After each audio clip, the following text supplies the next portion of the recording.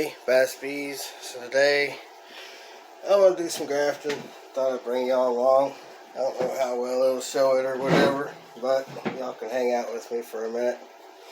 This is how I do it. This is my fancy. This is my real fancy. What I normally do, straight up, is I pull it out of the hive, I shake the bees off, and I set it back on top of the hive or beside the hive, and I graft right there. That's how I do it. It's really hot, so I decided to come in the house where I could do a video, not be just sweating like a dog. So hopefully the fan, hopefully y'all can hear okay. So got a frame of larvae out of a Carney Italian crossed, and you can see. And I'm fixing to get a real camera for this stuff, guys. Because when I watch the videos on my gallery, they look fine. Then when I watch what y'all watch, they suck. No wonder I don't have a few thousand subs. But anyway, they got plenty, copious amounts of royal jelly. They're well fed. Okay? And I'm going to share something with y'all that nobody else has ever spoke of on YouTube. And maybe they never thought of it. I don't know. But I don't know anybody that does it but me. But most people know to put a pollen frame beside their graft. Okay. That's getting pretty well known, common knowledge. Put your grafts in, put a huge pollen frame beside it. Me personally, I don't use no pollen substitute. I don't want them eating substitute to make royal jelly instead of the pollen, the real pollen. That's personal preference, but can't beat real pollen. Scientists can't replicate pollen. It's one thing they cannot replicate. They can come close, but they can't. So anyway, what I'm getting at, instead of just putting pollen beside your graft, make sure your donor hive has pollen, lots of pollen. Okay, so put it beside a frame of eggs and let them well feed that larva, so you have copious amounts in the cells you're going to graft. If you don't have lots of pollen, then use pollen sub. They can make royal jelly off pollen sub. They can make plenty of royal jelly off of pollen sub. Okay, but I just don't think all jelly is equal. That's just me. So all I use is real pollen. I do feed pollen patties at certain times of year for other reasons, but not in my cell builders. That's a big no-no to me. To each their own.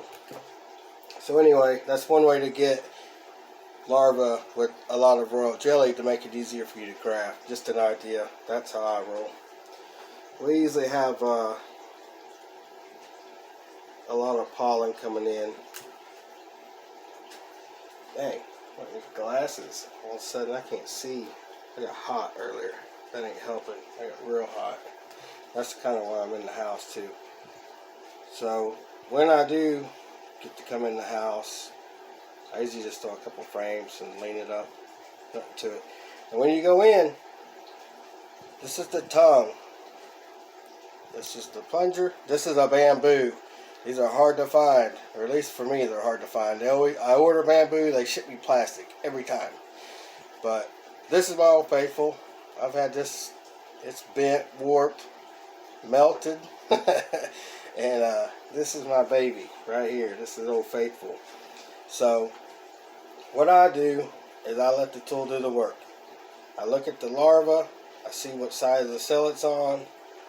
I like to grab it if the C-shaped comma is, and I don't even like them a C-shape. I like them still open, basically. I like them barely from an egg to a larva, basically. I mean, they're still transparent. They're clear. That's the way I like them. But anyway, I like to grab them from the back, not from the front, okay? That's just me, but, just remember which way that they're facing, because if you flip them over, they're going to drown in their own jelly. They can't breathe. So anyway, let your tongue go down and let it just fold and slide under like this. It goes down, it hits the bottom of the cell, and it naturally curves itself. Once you get it under, you can see it. I mean, once I do a few, I can get in a row where I don't even have to watch, you know. I can just pluck them out easily. This frame's getting kind of thick. It might be harder. But basically, you go down, you hit the bottom, it turns, the tongue turns, it slides under the larva with the royal jelly, and then it's one motion. It's back, away from the wall, and up. Just barely back and up. Kind of one motion. So, go ahead here, pick out a few. I like that one, and I'll show you. I don't know if this camera is good enough to show you, but I'll show you what I like.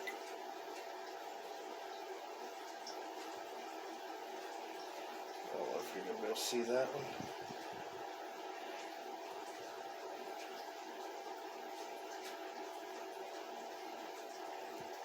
And then when you lay it in the cup,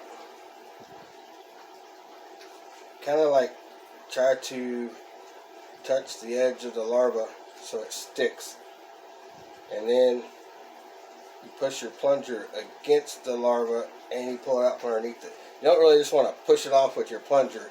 These things are really delicate. So you kind of stick it to the bottom so it's grabbing already at the bottom of the cell. And then just kind of push the plunger against it just to hold it against the bottom as you pull the tool out of the way, basically.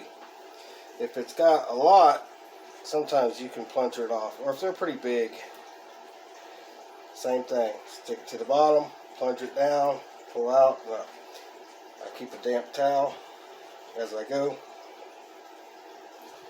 So, and they say 12 to 24 hours, but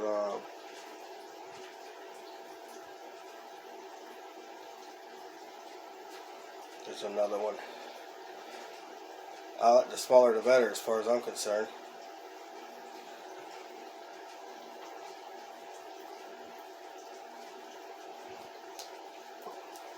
So maybe you could see it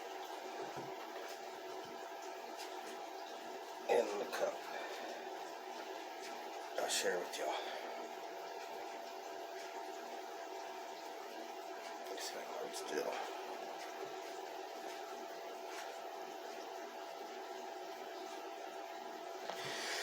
Hopefully that autofocus is showing it.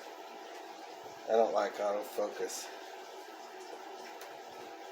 So, and another thing, if you don't use a timing box or put a comb in there and come back 4 days later, basically the ones that you want are going to be the eggs. So she like starts in the middle and spirals out. You find eggs, you find the ones that have hatched from an egg to a larva. That's the right age larva. Stick it in. Plug another one. If you damage it coming off, or you hang it on the sidewall, just stick another one in there. The bees will remove it out of the cup. Same way in here. If you don't get a good grip on it and you have to go back in, don't go back in. Just abandon it. If you stick it on the sidewall, abandon it. They will not accept them. If you don't get the first try, go on to another one. You're just wasting your time. Like that one. You gotta bend your tongue straight too. Mine was bent. That was a nice little larva too. And another thing I do is sometimes when I scoop it, I turn it. And that makes it easier.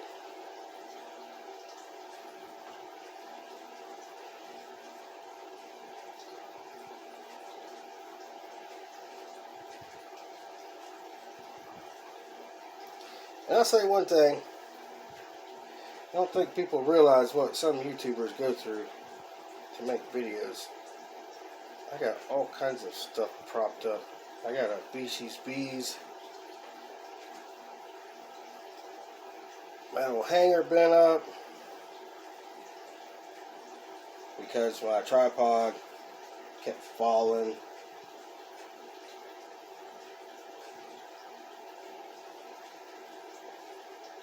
And y'all, all of you can graft. There's nothing to it.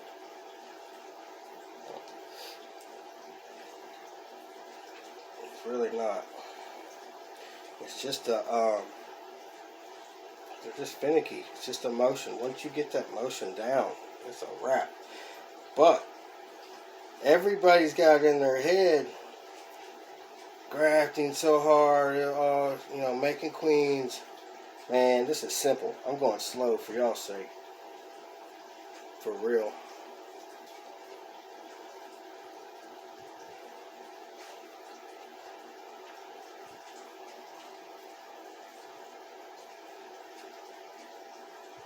If you get the right angle, you can see a lot of them to pick from.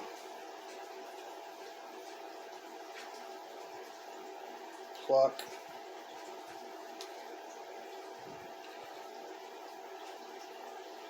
Pluck.